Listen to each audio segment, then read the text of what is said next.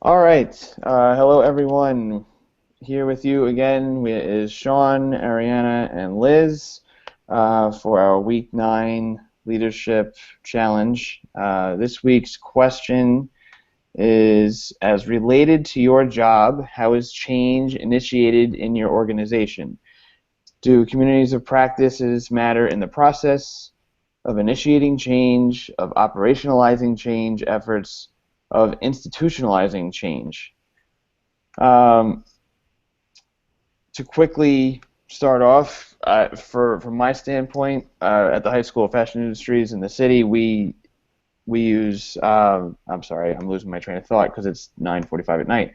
Um, Change is initiated in our organization in many facets. Uh, a lot of it is done through collaboration and group efforts within each of our departments. We work very much so as a team within our departments, and decisions aren't made just through one person's ideology about a specific belief. We also use, as I've said previously, we use action research to drive our knowledge base and potential changes for how we run our classrooms and assessment strategies and so forth. So, like for example, the action research that we're conducting in the social studies department this year is all about using formative assessment from a technological standpoint um, to see how we can drive instruction better instead of waiting for the summative assessments. So that's just a quick summarization of what we're doing. I'll pipe back in later on, but I wanted to open it up to Ariana or Liz if you guys wanted to jump in. Yeah, that kind of makes me. One of the quotes that I found was on page 94, and it says, "The process of change reflects not only adaptation to external forces, but an investment of energy in what people do and in their mutual relations." And so that really ties in with what you were just saying, because a lot of times change can come from external forces. We have to do assessments or standards change or whatever. For us, like we'll have, like for instance, our state board of education just recently voted. I don't know if any of you follow Arizona education politics. Sometimes we make the national news. Our board of education and our superintendent just voted to repeal Common Core in Arizona. So that's going to be a big change that's coming. They're working on revising all of the standards. That's K through 12, so it doesn't affect directly what I do, but that external change of coming from somewhere else, and then how we work together to support the people that are out in the field, to make sure that they understand what's happening, what the process of all the change is going to be. So it just kind of makes me think of what you were saying, working as that team to support any kind of changes that come down. And so that's kind of what we do, is we'll meet together and, these are the changes that are coming. How is that going to affect our unit, even if it doesn't have a direct impact on us? And what kind of service and support can we provide to our school districts that have questions and want to know what's happening? I think that's a really interesting point when you talk about sort of the external dynamic coming in, because as we're reading a lot of these things and we're talking about change processes and theories of teacher change and development, I think there are some things that we can plan for, like the intervention that I'm working on. I have time to plan for that. But there are a lot of things that happen that come from the state or come from our county office, and we don't have time to plan. We have to do it tomorrow. It's due by September of next year. It's I wrote about in one of my journal entries something about we have a situation where we have to collapse levels for September, and one of the professors was asking me about like sort of thinking of this as a long-term process and doing a pilot, and I'm thinking, no, you don't understand. Like, we're in violation of code. Like, this has to change tomorrow. So I think that that's an interesting component, because there's some change that happens very rapidly that we don't have much control over, and unfortunately, we don't have the time that is is talked about in the where good ideas come from. We don't have the time to really think and incubate and have this slow hunch. We had to do it like tomorrow. And so I think that that's a challenge. But one of the quotes that I found in the book that I thought was really interesting when I think about schools, and it implies both change and I think a little bit of the absence of change, is on page 99. He talks about generational discontinuities, and he talks about as long as membership changes progressively enough to allow for sustained generational encounters, newcomers can be integrated into the community, engage in its practice, and then in their own way perpetuate it. So I feel like that implies some change because you do have some newcomers that are maybe coming in with some different ideas, and he does reference being able to perpetuate practice in their own way, which implies a slight change. But it also implies some continuity in the community of practice, and I think we see that in schools a lot. It reminds me a little bit of the monkey experiment that was in one of the classes where the monkeys beat the new monkeys into submission so they can grab the bananas and get squirted with the water. Yeah. So sometimes I think new teachers come in and are all excited to try technology or these new ideas, and the veteran teachers are there like beating them into submission so they don't grab the banana. Like, this isn't the way we do it. Sometimes that makes it, I think, difficult for schools to change because the same ideas are passed from generation to generation. And that's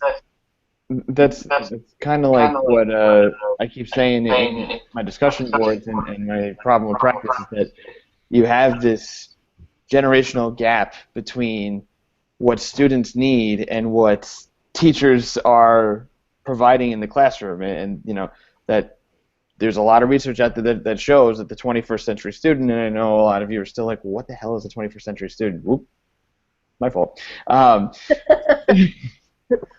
it's late, it's almost Friday, I'm tired.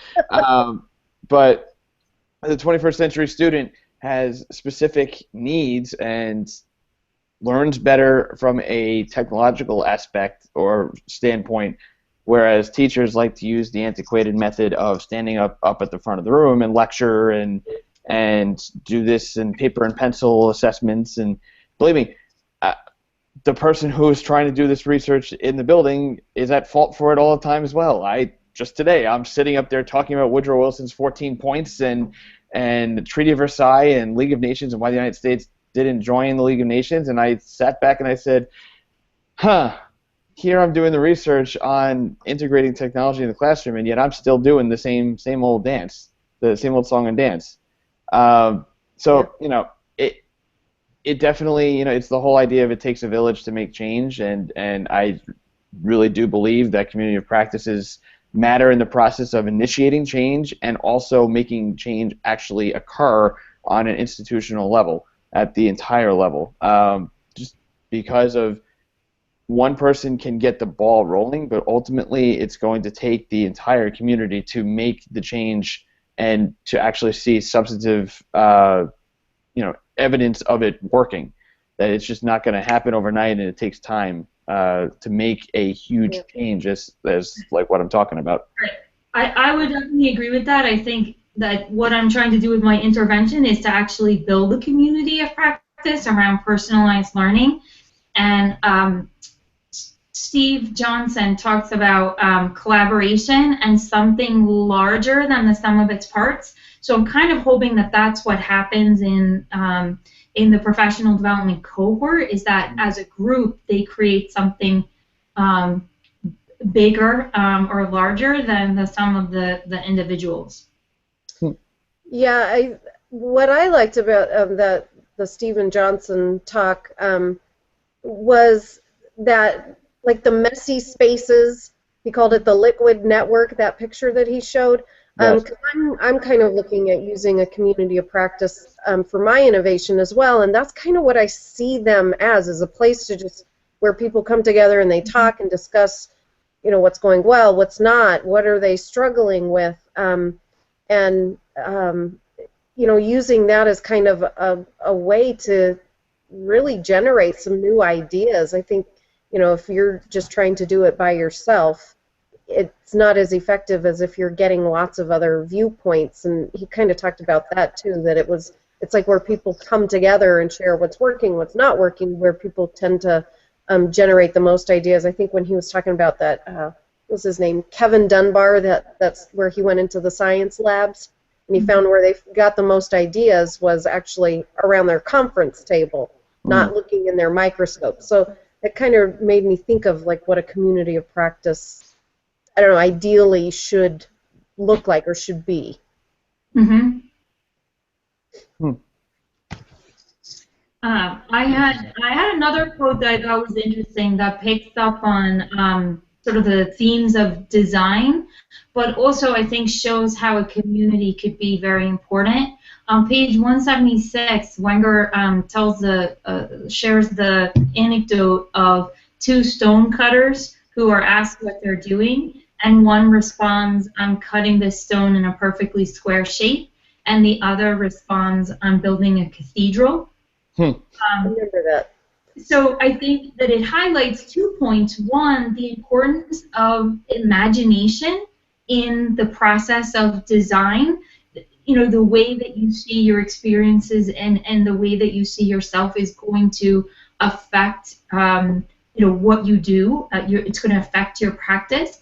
But if you don't have a community, so if those two stonecutters are not interacting with one another, the one who sees himself as just cutting the stone would never hear the perspective of the person who thinks he's building a cathedral. So I thought that was just an interesting quote in light of the question. Yeah. I think, if you think of the work of most teachers, you don't have time to collaborate. I'm thinking about, I'm not in the classroom anymore, but back when I was, you're so isolated. It's you there with your kids, and you don't have the luxury of collaborating with others all the time and bouncing ideas, and you got to wait for staff training day or things like that. And so I think the idea of trying to help teachers build communities of practice and find ways to help them network and collaborate together is so important, because that is where you really get a lot of ideas, and it's easy to just get stuck in your own little classroom silo. 100%. That's exactly how I tried to sell it so far to the teachers that are within the department with me for the social studies department. Just because we're all crazy busy, and even during our prep periods, we're doing, we're grading, we're making copies, we're doing this, we have an IEP meeting, we have this meeting, we have that meeting, community meetings. When are we supposed to collaborate? So, part of this whole technological thing that I do with them, it's just trying to, that's our way of meeting and being able to start the process of instituting some type of change, or how we kind of be able to meet and talk more about what we're doing for action research or for PD or for staff meetings or whatever, because that's really the only way we can get together and talk, unless we all go out to dinner after school, and no one's got time for that. Right. It reminds me, too, one of the other things that was in the Where Good Ideas Come From video is he mentioned the notion of connecting versus protecting. And I think that, like, as school leaders, we have to create an environment that promotes connecting, because I've seen a lot of teachers protecting, like, it's my stuff, like, they don't want to share. And so, that's a mindset and a culture, I think, that has to be developed in a community. Well, in Wenger's book, too, on page 243, he talks about institutionalization, and institutionalizing ideas and procedures and things. But he says it takes practice to produce it, sustain it, interpret it, enforce it, and keep it relevant. And so that's, if it is to become part of the practice of a place or an organization, somebody has to be that driving force to keep it going, and I think that's going to be a challenge for any kind of new change, if you really want it to be sustained and become part of the practice. Absolutely. Well said. And on that note, no. Actually, you know what? It's perfect time for you to have said that. Perfect time for Liz for you to have said that, because we are actually way over time. So, is there any last things you guys want to add, or are we happy with Ariana's perfect closing on that one? No, we're good. I'm good. All right, week 9 in the books. We'll see you later. Good night, everyone. Good night.